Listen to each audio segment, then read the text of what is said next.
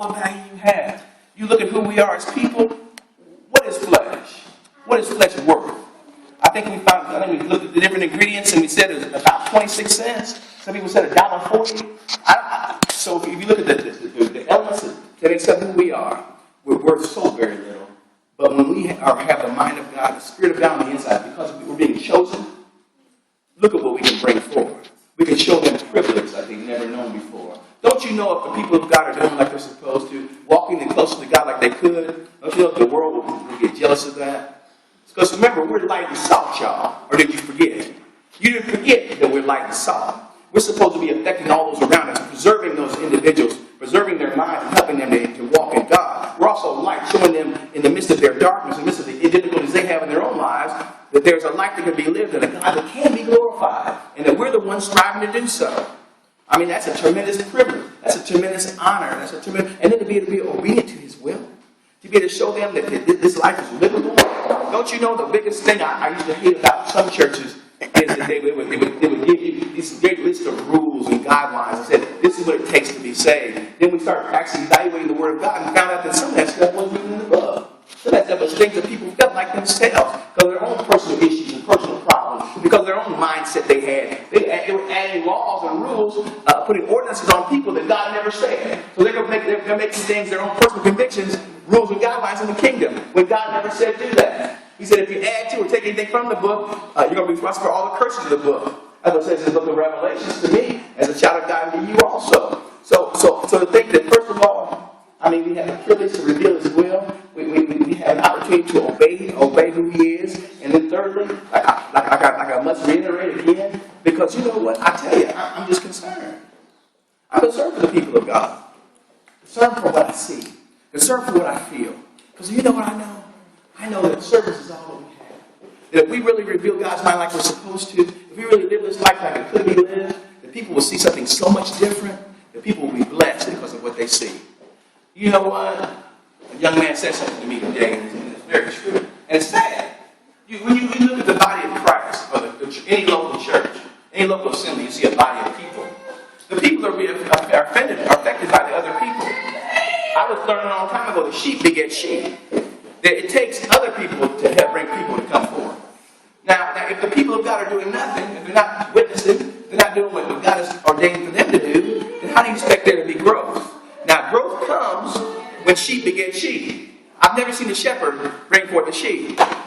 It don't work like that. It's two different things. It don't work like that. People of God, get busy. Be a witness for the kingdom. Be a witness for your God. Let them know that there's a real place somewhere in this world that's telling the truth. And Ebenezer is that place, might be the place for them. Now, I'm not saying this is a place for everybody, because that really wouldn't be true. But for some people, it is. People need to know that there's a real word that's going out in this world. If there's real people who strive to walk in a very real way, that people really want to be obedient to the mind and will of God. They want to see God work in His last and evil days. And this is the place. What if some don't believe? We're not going to worry about that, are we? Let's go a little farther. It says, a royal priesthood. I like this royal priesthood because I think about the priest. The priest had a very unique responsibility. God wanted to have a kingdom of priests in Israel, and here we are today, the people of God. And the priests had a unique responsibility in the tabernacle. They were the ones that stood between men and God. The word priest actually comes from a Hebrew word, and it refers to bridge builder. So we're to be bridge builders, y'all. We're to be priests and a royal priesthood, which means we're supposed to be in an exalted position in a royal priesthood. We're supposed to be individuals that are building bridges all the time instead of tearing bridges down. What is it about the people of God that want to tear down bridges? What is it about us that wants to hinder the work of God? What is it about us that wants to try to defeat what God is striving to do in the household of faith? What is it about us that cause strife and division among the people? What is it about us that want to give headaches and problems to others? Wow, if you've got a bad spirit, ask God to help you with your bad spirit. Don't let that stuff dump on nobody else. Don't you know we're striving to do what God wants us to do? And all it takes is one somebody to get just a little too far out to the left or to the right that can mess up everything.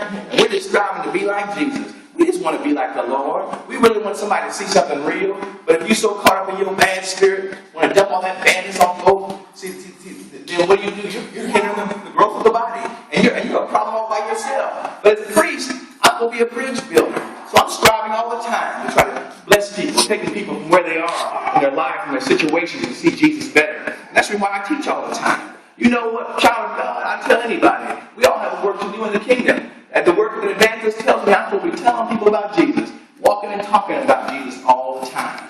Yes, we talk about the basketball game, football game, kickball game, kids got this, children got that. That's all right, that's wonderful too. But we need to find ourselves being occupied in the Word of God.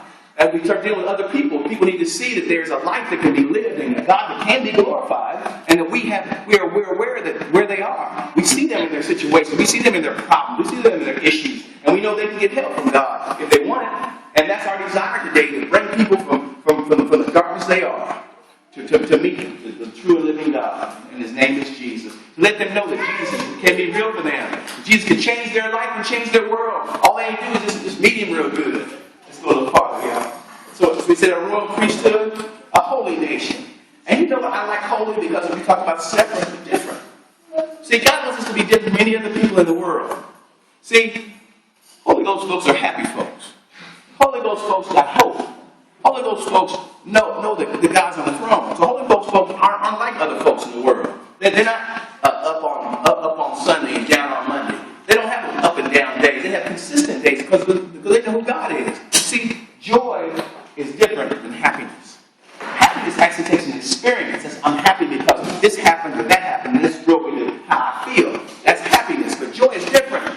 Joy is a state of mind. See, I can rejoice in the Lord always, and again I can rejoice because I know that God's there. I can have joy in the midst of struggle, heartache, and pain because the joy of the Lord, that's my strength. Because I have trusted God, and because God is still on the throne, because God loves me, and because I know He got my back. He got my back and my front, over me, under me, and keep me alive because I know He's doing it like that. Then I ain't got nothing to worry about, and you don't either. Child of God, if you don't have joy, something's wrong. Where's your joy at, child of God? Where's the smile on your face? Now, I know sometimes we all got to frown. Sometimes we got to let the muscles relax some kind of way, but every once in a while, to smile. You ought to be having the happy times and joyous times. Think about it. You're on your way to heaven, aren't you? Are you free, right? Aren't you? I mean, don't you know who Jesus is? I hope so. I mean, it'd be a shame to think here you are, a holy nation, and the world is looking for something different out there. They're tired of their mess out there. You know what? The drugs don't do it. They call the alcohol don't do it. They call the illicit sex don't do it. We've all come from different aspects of that world, coming to them and showing them, hey, I was like you. I did what you did. I've been on the same streets that you've been on. And hey, the only thing that ever happened made me happy was Jesus. The only thing that ever brought me out of my mess was the Lord. And even when sometimes I allow myself I talk myself into some kind of mess, I gotta do is just look back to Jesus and look what He did for me, and it brings me right out one more time. We gotta be a holy nation, y'all. People are separated from these folks. Different from how the world goes through stuff. Different from how the world deals with their mess. See, we don't have to go get a gun and blow our brains out because tough kids is too tough. We don't have the same issues that they have. They have issues because they allow themselves to stay in that mess. We ain't got to be like that, y'all. We are a holy nation. And the word peculiar people, I like that. Because you know what? Peculiar means, and I like, let me try to say it right. Like that really touched me when I saw it. It talks about being shut up.